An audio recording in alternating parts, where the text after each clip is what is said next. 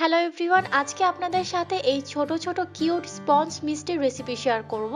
খুবই সহজে এই মজার মিষ্টিটা আপনারা ঘরেই তৈরি করতে পারেন। আশা করছি আপনাদের কাছে ভালো লাগবে। তো চলুন দেখে নিই। প্রথমেই একটি পাত্রে আমি 1 লিটার পরিমাণ দুধ নিয়েছি।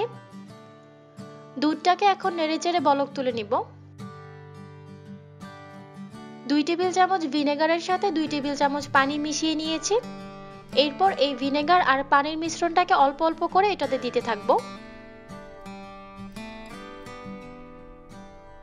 অল্প অল্প করে পানি আর ভিনেগারের মিশ্রণটা দিতে থাকবো আর স্প্যাচুলা দিয়ে এভাবে নাড়বো। কিছুক্ষণের মধ্যেই দেখতে পারবেন দুধ থেকে ছানাটা আলাদা হয়ে গিয়েছে। এই পর্যায়ে চুলার আঁচ বন্ধ করে দিব। এরপর একটি বলের উপরে এরকম একটি ছাঁকনি নিয়ে একটি পরিষ্কার সুতি কাপড় দিয়ে দিব। এখন এই সুতি কাপড়ের উপর সাথে সাথে ছানাটাকে দিয়ে দিচ্ছি। গরম পানিটা আলাদা করে এখানে আমি ঠান্ডা পানি দিয়ে ছানাটাকে ধুয়ে নিব। এখন আলতো করে এইভাবে চেপে চেপে এক্সট্রা পানিগুলো ছাড়িয়ে নিচ্ছি। যতটুকু সম্ভব আলতো করে চেপে চেপে পানিটা ঝরিয়ে নিতে হবে। এরপর এটাকে ঠিক এইভাবে 15 মিনিটের জন্য রেখে দেব। 15 মিনিট পর এখন ছানাটাকে একটি প্লেটে নিয়ে নিচ্ছি।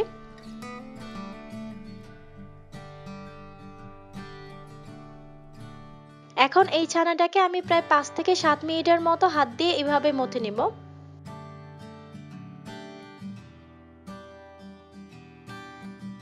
ছানাটাকে একদম মসৃণ করে এভাবে হাত দিয়ে মথে নিতে হবে।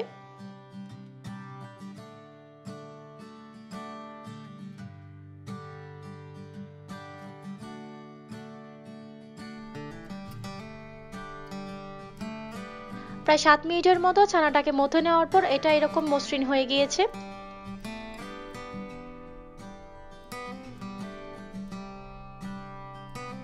এখন এরকম আমি ছোট ছোট বল শেপের জন্য ডো নিয়ে নিচ্ছি। এইভাবে নিলে প্রত্যেকটা মিষ্টি অলমোস্ট সমান থাকবে।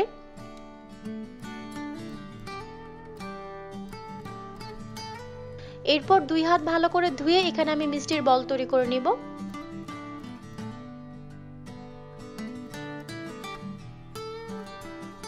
সবগুলো মিষ্টি বানানো হয়ে গিয়েছে। মিষ্টির জন্য এখন আমরা শিরা তৈরি করব। একটি বড় পাত্রে আমি 1 কাপ আর 1/4 কাপ পরিমাণ চিনি নিয়েছি। সেই সাথে দিয়ে দিচ্ছি 4 কাপ পরিমাণ পানি। 2টা এলাচ আমি মাঝখান দিয়ে এভাবে ভেঙে দিয়ে দিলাম। এতে করে খুব সুন্দর একটি ফ্লেভার আসবে। নেড়েচেড়ে পানির সাথে চিনিটাকে মিশিয়ে নিব।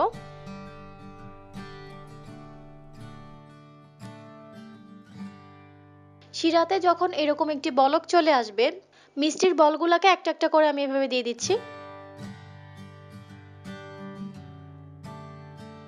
এরপর চুলার আঁচ মিডিয়াম টু হাইয়ে রেখে ঢাকনা দিয়ে ঢেকে এটাকে 10 মিনিটের জন্য জাল করে নিতে হবে। এই 10 মিনিটের মধ্যে কোনোভাবেই কিন্তু ঢাকনাটা খোলা যাবে না। 10 মিনিট পর চুলার আঁচ বন্ধ করে ঢাকনাটাকে খুলে এখন এটাকে পুরোপুরি ঠান্ডা করে নিব। এরপর আমরা সার্ভ করে দেখাচ্ছি। মিষ্টিগুলোকে একদম ঠান্ডা করে তারপর এখানে আমি সার্ভ করেছি। এটা কতটা স্পঞ্জি হয়েছে আপনারা নিশ্চয়ই দেখে বুঝতে পারছেন।